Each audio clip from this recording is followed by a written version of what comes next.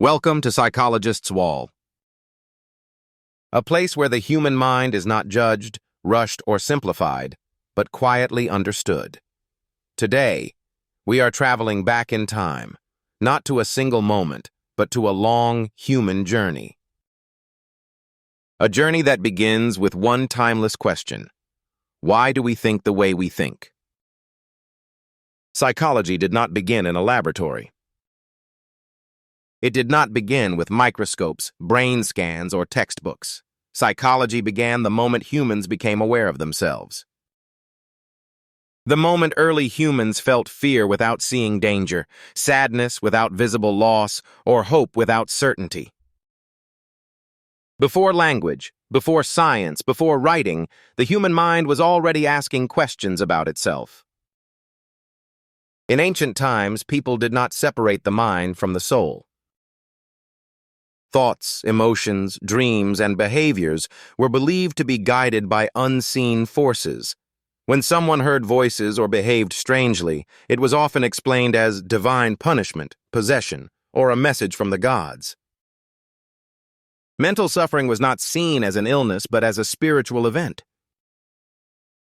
In ancient Egypt, the heart was believed to be the center of thought and emotion. The brain was considered unimportant and was often discarded during mummification. Yet Egyptian medical texts show early attempts to understand behavior, emotions, and trauma. They described conditions similar to depression and anxiety, even though they lacked the language we use today. In ancient Greece, something changed. For the first time, thinkers began searching for natural explanations instead of supernatural ones. Philosophers asked whether the mind followed rules, whether thoughts could be studied, and whether human behavior had patterns. Socrates believed that understanding the mind was essential to living a good life. His famous idea, "Know thyself," became the foundation of psychological thought. Plato suggested that the mind had different parts: reason, emotion, and desire, often in conflict with one another. Aristotle went further, studying memory, perception, motivation, and learning. He believed the mind and body worked together, not separately. His writings remained influential for nearly 2,000 years. Despite these early insights, psychology remained trapped within philosophy. There were no experiments, no measurements, no scientific methods. Understanding the mind was based on observation, reflection, and debate. During the Middle Ages, psychology moved backward in many ways. Religion dominated explanations of human behavior. Mental illness was often seen as sin, weakness, or possession. People suffering from hallucinations, extreme fear, or emotional pain were punished instead of helped. The idea that the mind could be studied scientifically was nearly lost. Then came the Renaissance. Human curiosity returned. Art, anatomy, and science began to flourish. Thinkers started asking whether the mind followed laws just like nature did. In the 1600s, René Descartes proposed a revolutionary idea. He suggested that the mind and body were separate but connected. This idea allowed scientists to study the body physically, while philosophers studied the mind. Although flawed, this separation made scientific psychology possible. Around the same time, philosophers like John Locke argued that the mind was a blank slate at birth. He believed experiences shaped who we become. This idea introduced the importance of learning, environment, and upbringing. By the 1700s, questions about perception, memory, and consciousness became more precise. But psychology was still not a science. It had no tools to measure thoughts or emotions. Everything changed in 1879. In a small laboratory in Leipzig, Germany, Wilhelm Wundt conducted the first controlled experiments on the human mind.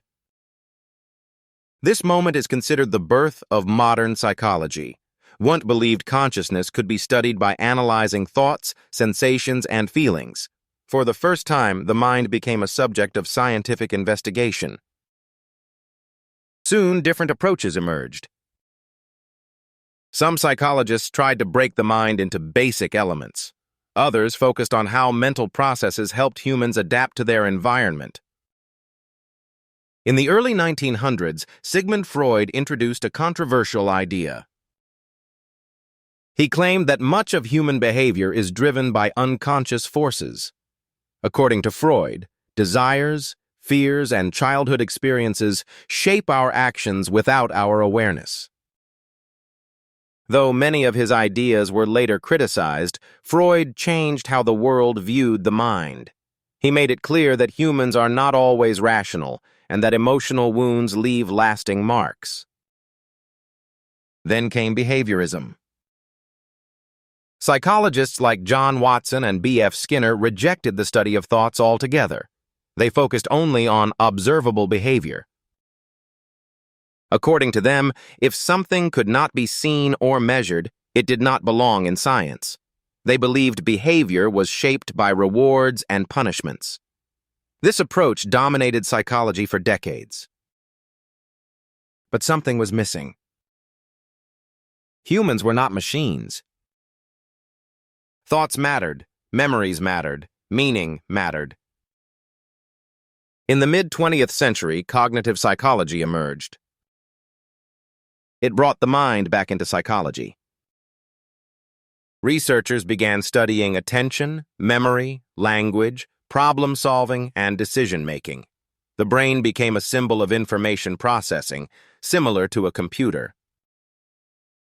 At the same time, humanistic psychologists like Carl Rogers and Abraham Maslow focused on meaning, purpose, and self-growth. They believed psychology should help people understand themselves, not just analyze them. They introduced ideas like self-actualization and unconditional positive regard. As technology advanced, psychology evolved again. Neuroscience revealed how thoughts and emotions are linked to brain activity. Brain imaging allowed scientists to observe the mind in action. Today, psychology is everywhere. It influences education, relationships, politics, marketing, social media, artificial intelligence, and mental health. It helps us understand trauma, happiness, addiction, identity, and belief. But psychology is still unfinished. The human mind remains one of the greatest mysteries. Despite centuries of study, we still struggle to understand why people hurt each other, why they believe lies, and why they sometimes destroy what they love. Psychology began as a question. It grew into a philosophy. It became a science. And today, it is a mirror that reflects our fears, hopes, contradictions, and potential. It reminds us that understanding the mind is not about control, but about compassion. And maybe that is the true beginning of psychology. Not in laboratories or textbooks, but in the quiet human desire to understand ourselves. This is Psychologists' Wall, where minds are explored, not judged, and where every thought has a story worth understanding.